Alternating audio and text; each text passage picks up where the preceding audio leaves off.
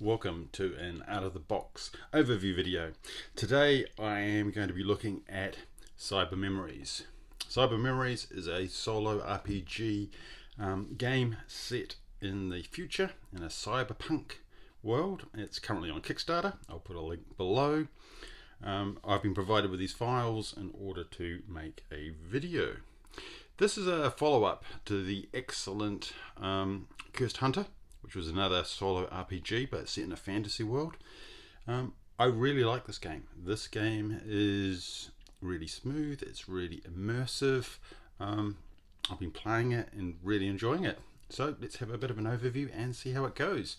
So it comes with a rulebook. In terms of the build, I've got a rulebook which I've bound because it makes it very easy. It's very nicely laid out. It also has a, interestingly enough, side-bound secret log, which are these are kind of secret things that you can find when you play.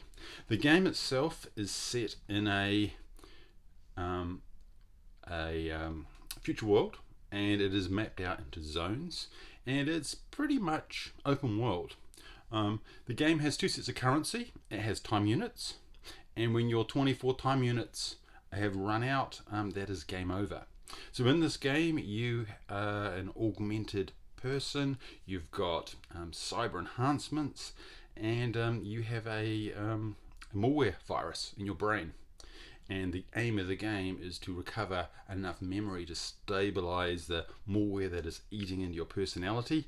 And you can win in three ways. You can either collect enough memory units by going on adventures and engaging with tasks and missions, or you can collect components which allow you to, half components, half memory allows you to rebuild a personality and survive.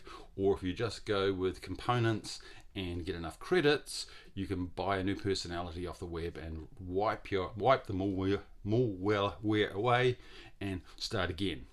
So it gives you some different options as you move around the environment. So the main currency is time units. There's also credits that allow you to buy things and you can sell things.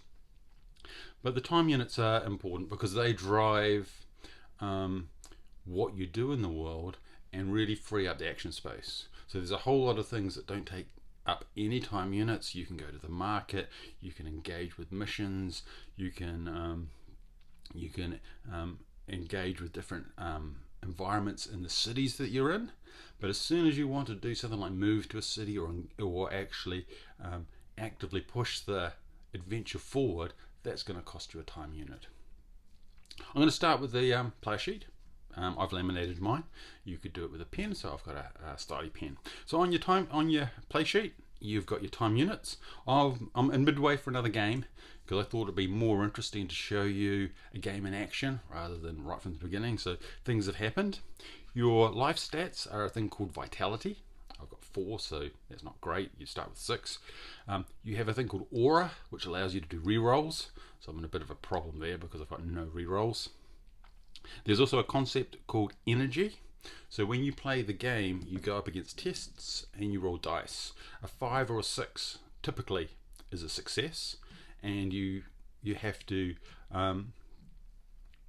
get over the number of successes for a particular task. So if there was a challenge that said that you needed to have influence 4, you would have to get 4 successes. If it was hacking 2, you'd have to have 2 successes. Energy allows you to bank more successes that go over what you needed to complete a task. So say you needed 2, so you get a hack 2, and you rolled 3, you could bank one of those 5s to use later. So that's kind of useful. The main skills you have as a character: humanity, cyber, and rogue. And you start with 3 of each. And as you go through the game, each of them has a set of sub-skills which then are triggered in the tests. So if you're having to, in my case, do a resolve test, I would use 3 dice because I have 3 humanity. If I was doing a hack, I would use 3 dice, but because I've already got the hack sub-skill, I would already get an automatic success.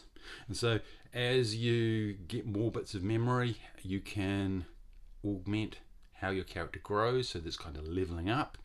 A really neat thing about that leveling aspect is that once you get 3 across a particular area, you get a new point for your prime value, which is really useful. But when you get a new point on the value, you have to decrease one of your others to demonstrate the kind of evolution of your character as you're moving towards one aspect, whether it's humanity, cyber, rogue.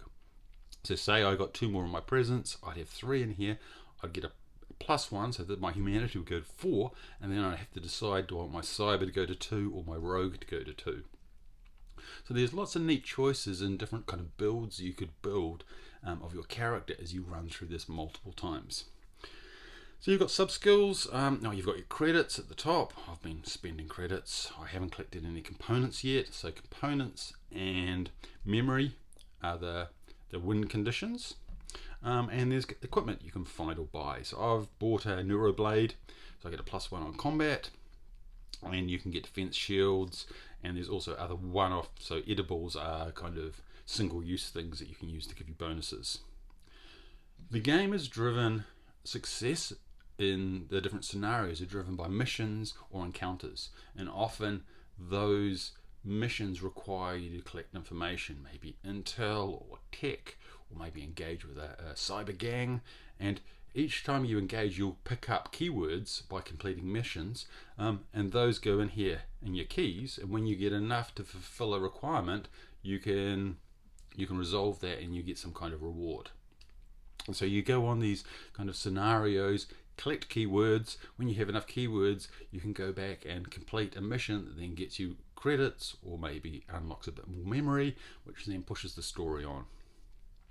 You can have, or maybe I should talk about places. So the game itself is on a map, and I've laminated all the places that you can visit. So it makes it really easy, and it means you can annotate them.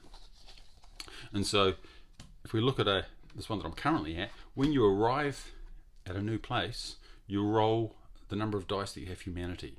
So I would roll 3 dice, and it unlocks each place that you could visit in this city or location will be unlocked by a dice number. So say I've not visited this before and I rolled that, I would have a 1, I would have a 3 and a 6. So those ones would be unlocked for this time unit. If they weren't ones that I wanted to engage with, because there were other things, say I wanted to go to a different market or do something, I would have to use another time unit to roll again. So there's got this kind of concept of exploring, and then each one of these, once they're unlocked, you can engage with them. So in this case, I've been to the market in New Hope, and I've bought a neuroblade, so I cross it off. That cost me, I think, 25 credits. When you roll an element that has an E on it, that's then an encounter, and that then triggers straight away. So sometimes you go to a new place and then something happens. In this case, it was the Inquisitor. I'm pretty sure I lost this one, and so it's an incident. So you could either do analysis 3. So if we go back to my thing, because I have no skill in here, I'd be rolling 3 dice, looking for 3 successes. Really hard. Presence 3, I'd be rolling 3 dice, but I've already got 1 success, so I'd only have to get 2 out of 3. So I'm pretty sure I did that, and I think I lost. Then they have success. If you win it, you get whatever it is, so 1 component. If you lose it, in this case you lose 2 time units and 10 credits. And so every time you go somewhere, there's the kind of luck of the draw that one of these encounters might pop. If you roll a double, you check this little box here, and that has sets of doubles, so double 3, double 4, double 5. So this is when you arrive at a place, and that then pops up the secret book. So if I rolled a double 3, I would go to S34, and when you'd look it up, and there is so much content, so many places to explore. And so this is a contaminated area, so you'd work through, you'd read the lore. This one actually has a combat 5. You could do a combat 5 or a jamming 3, so that would be vicious. And then the person you're attacking's got a defense roll. If you get a success, you gain credits and you get a radiation suit. And so when you go to a place, there's no guarantee that certain things are going to happen. The more times you roll looking for things, things can pop.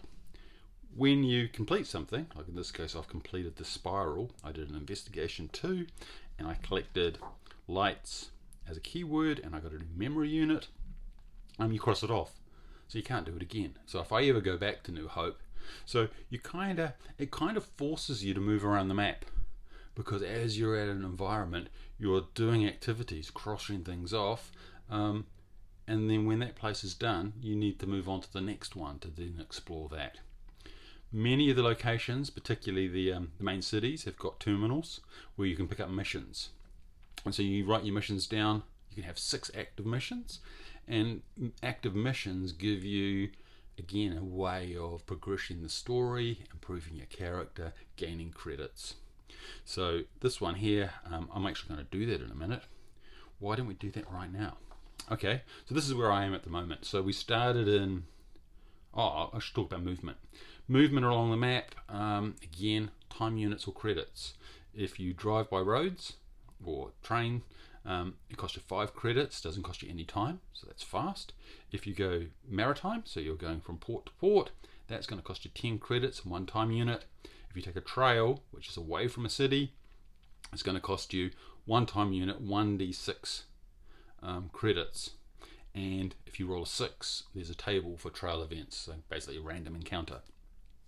So again, the game is about managing your time units, trying to make progress, not being stuck somewhere.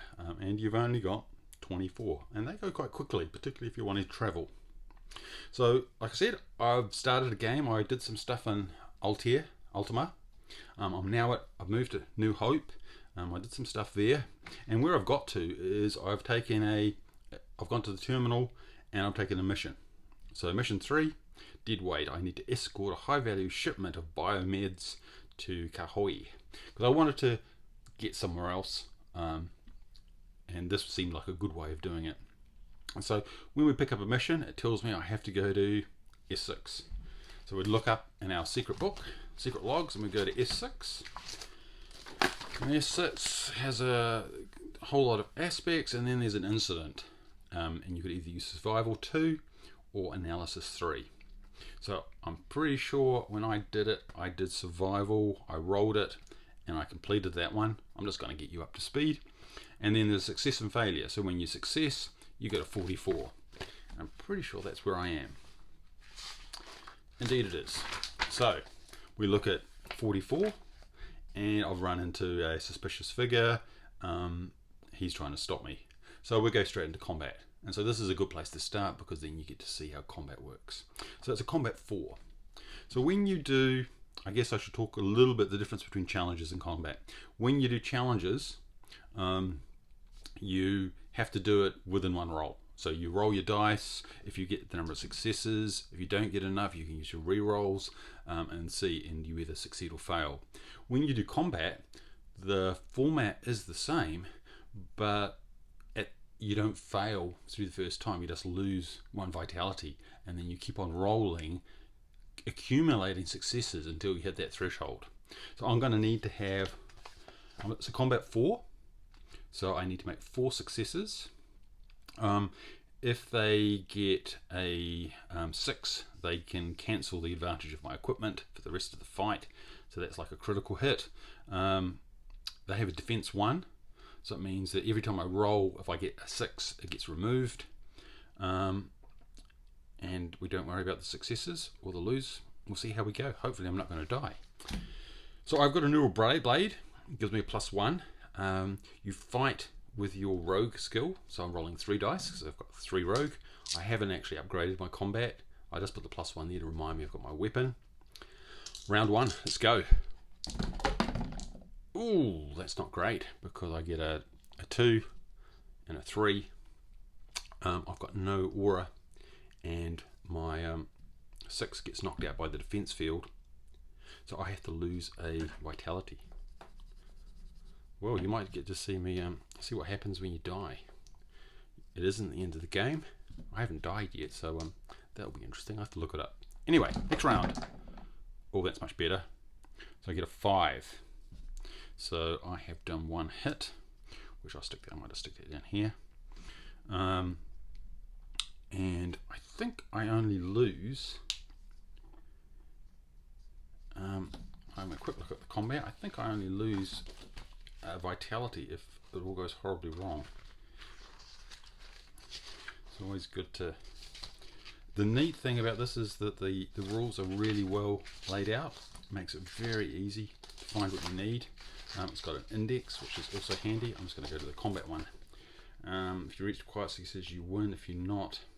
Oh, okay, I take my damage. Oh, that's right. You only take your damage on 1s and 2s each round.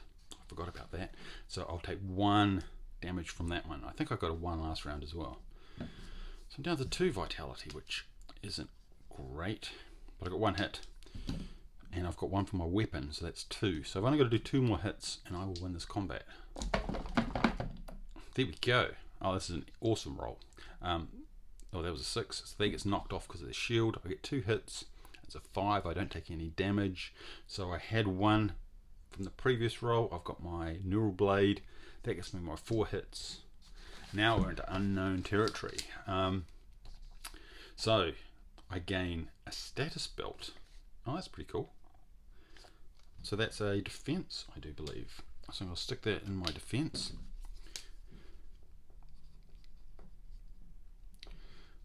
That's probably the defense that the person was having. And if I look it up, there's a inventory at the back of here, like an appendix that has all your weapons and quick reference. Static belt. Oh, where is it? Oh no, it's a one-use thing. Cancel a critical effect during a combat. Okay, so it's not as powerful as I thought. But anyway, it's a freebie. Status belt. Oh, E is for edible, so I don't need to do that. So not great, but better than it was. I get my reward. You lose 1 time, and I position myself. So I lose 1 time because I am going on a boat, and I'm going to Kahoy. And the reward for this mission, I can cross that off. Where's my sheet? It was this one. I get 35 credits, which is pretty good. And I'm going to write them down in here. I like to keep in a little box. 10, 10, 10, 5. That is really useful. And I've now left New Hope. So I put that over there. That was New Hope 3, so I can cross that off my missions. The gameplay is really smooth. And now we go to a new location. And the new location, here we go, was here. And because we're arriving at the first time, I roll due to my humanity. So I roll 3 dice. And we have unlocked 2 and 4 and 4. So 2, that's an encounter, and 4, moon quarters. I got a double 4, but this one's only got a double on a 5, so that doesn't happen. However, this encounter is going to trigger straight away. Glimpse of a shadow, and there's an incident, so I can either do stealth, which isn't going to help me, or jamming 3. I guess I would do a stealth. I'll roll 3 dice and I have to get 2. Oh dear. Okay. 3 dice. Horrendous fail. Okay. So I go to S8 and see what punishment I get. S8. You thought you're shaking the pursuer. No, they've got me. Oh, they're going to put a needle in the base of my skull. Oh dear. Fighting the urge to collapse as your assailant melts into the shadows. I have to do a resolve 2. Okay, what's my resolve? Resolve is going to be 3, and I've got to get 2 successes. Okay, I did. I got a 5 and a 5. Super lucky. So I success, I lose 1 aura. I have no aura. And because I have no aura, it comes off my vitality. So I am not in a good place. But that is now done. So I cross that off. That's not going to trigger again. And I'm now in town. There's no market here, so that's good. I could read through my terminal. I think what I would do is I would do a heal action. I'm going to look that up very quickly because I haven't had the heal before. I've got no aura, and so no aura is always a bit of a problem. So you've got lots of free actions that you can do, which is visit anything that's been unlocked for this visit. The payment actions are often things like movement and healing action. I spend 1 time and 10 credits to gain 2 vitality and 2 aura. So I'm going to do that. So that's 10 credits. I'll never see again. That's another time unit. How many was it? 1 time unit? Yeah, 1 time unit. And I'll get 2 aura. So that's for rerolls, which I haven't done, and I get 2 vitality, so I'm up to 3. I'm almost thinking I'll do it again. Another heal action. I might regret that, but then I'm 6 and 4. Rerolls are super important for tests because you only get 1 go. Feeling healthy. So, what can I do here? The Moon Quarters is a hack challenge. Oh, I would get a component, and I've got a hacking skill. That might be worthwhile doing. And I've got my rerolls. I'm going to try that. And that's a free action because it's within. I'm already in that city. So let's do a hack. I've got to roll 3 dice and I've got to get 2 successes out of 3. I get none. Fine. And I'm going to fail because you can only use 1 aura, or I could use 1 energy if I banked it, but I failed miserably. If I fail, nothing happens, but I can't try this one again. If I want to try this one again, it's going to be the next time unit. There's nothing else I could do here. I could look at a contract. Okay.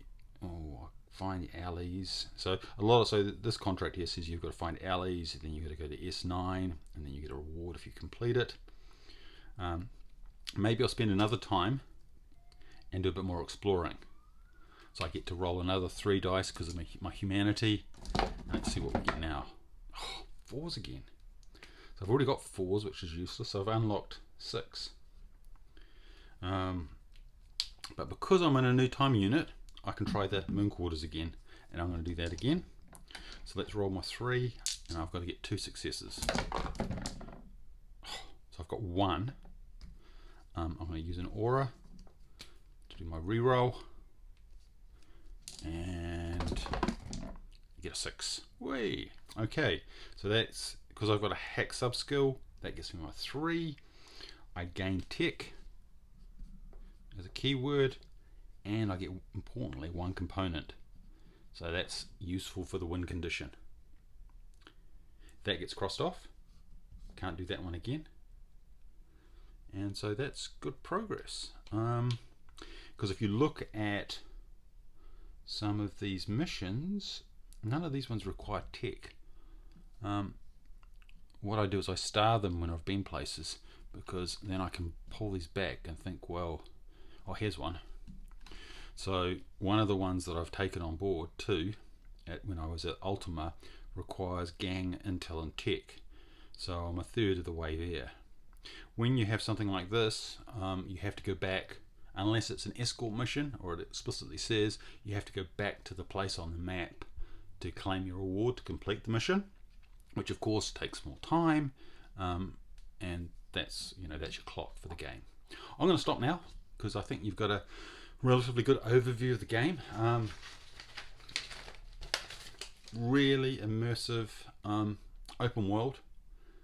You make the choices. You can stay in places, you can move around, you can go further out. As you get more memory, you're going to have to go further afield to find out where they are. The secret logbook has got many 88 entries, so you're going to see a small fraction of that each time you play.